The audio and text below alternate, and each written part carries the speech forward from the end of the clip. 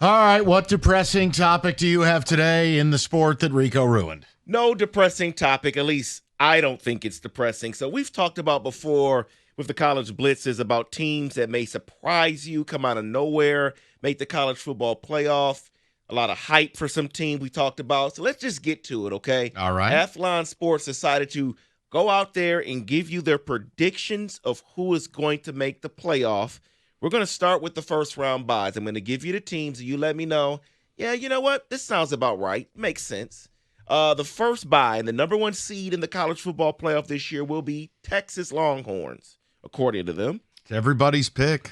I mean, look, they have the biggest payroll. The word on the street is they're spending $42 million all in this year on a roster.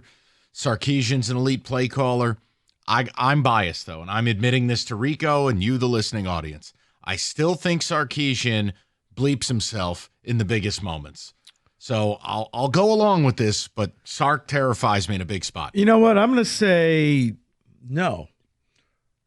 I know it's weird, but what if Arch is just not he's good, but he's not this great quarterback that everybody's painting him out to be, and that they will suffer a couple losses, like you say, Mike.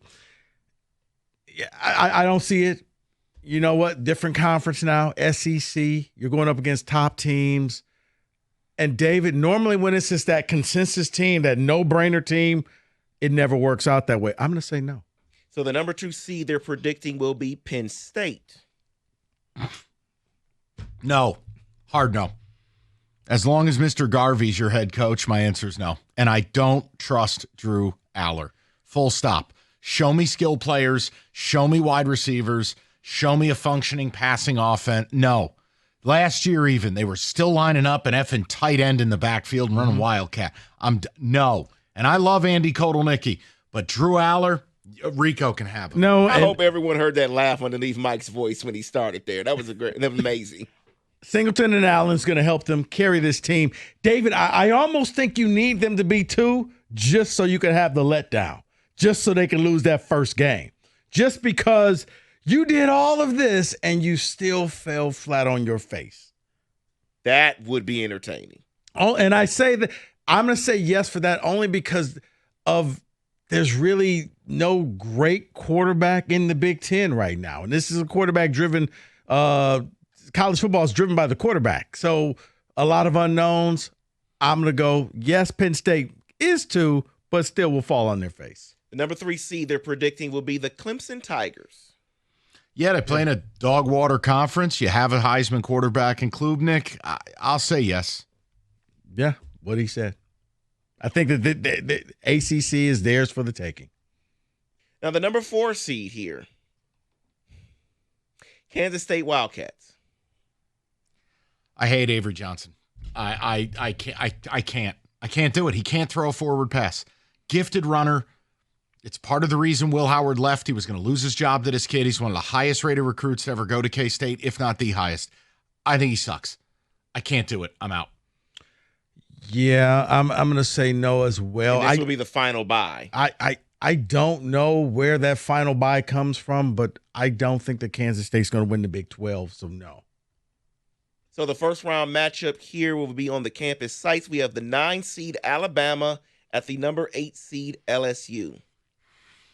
I'll leave this to Rico. He's a Kalen DeBoer truther. He goes first. So they're basically saying that that's going to be LSU's hosting the game? LSU's hosting the game, yeah. Who at that point, then Kalen DeBoer is going to be on the Ryan Day plan. You better win it all if you want to keep your job.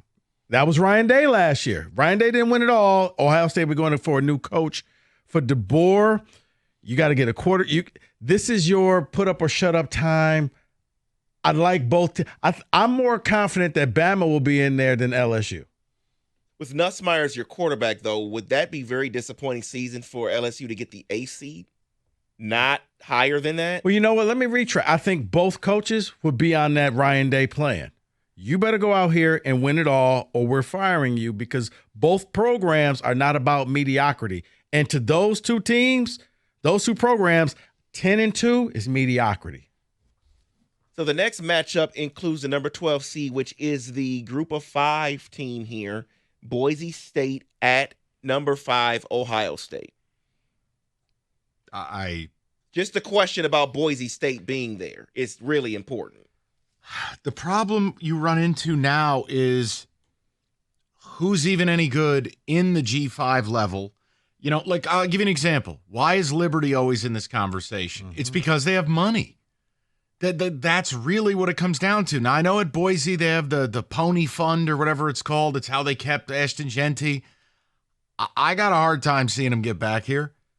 Is Maddox Madsen still their quarterback? Like, I'm sorry. You lose a player like Genty at that level, I'm not picking you to run it back and make the big show. What about Mullins at UNLV?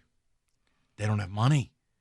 Rico, they can't afford. Did you read the articles? They can't afford to pay the last 2 years of his contract. It's okay. It's kind of like, well, I guess we'll get there when we get there. Let's not worry about tomorrow. Let's eat. I kind of think Liberty could be the team. Jamie Chadwell bounce back here, and they got BOGO bucks for that level. And their conference, Alpo. Next matchup they have here is the number. Where's Michigan State in this? The number 11 I got it out. seed. 53 minutes into the show. Feel good? Yes. All right. The number 11 seed, Miami at number 6, Georgia. Make or break for Georgia. If Kenny were here, I think he'd agree with me. It's make or break for Kirby, to me. Really? Not firing, but like where the luster wears off. People started calling him modern Saban. Okay. Man, if they don't make the playoff and make a run at it, or God help them win a national title, like, dude, you have every advantage. You have all the money. You have the rings. Like, come on, man. Take the visor off. Do something. No. I'm with you with that. In Miami, I think they have to do something, David, or else what are we spending this money for? Yeah, they didn't spend all that money to go to the Pinstripe Bowl and beat Iowa State. You're right. You got to make the playoff. Yeah. It's time. The problem, I don't know if Carson Beck's any good. And that's who you drop $4 million on. Okay.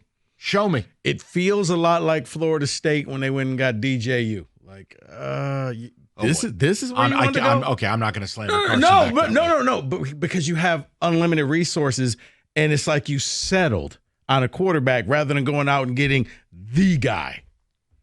And the final matchup is number 10, Oregon at number 7, Notre Dame. Sign me up immediately. That's a great matchup. I love it. But it's an opportunity for me to slander Dan Lanning, and I'm in. Enough is enough. You can't get depantsed in your biggest games, and it happens every year to this guy. You got Daddy Phil Knight's money.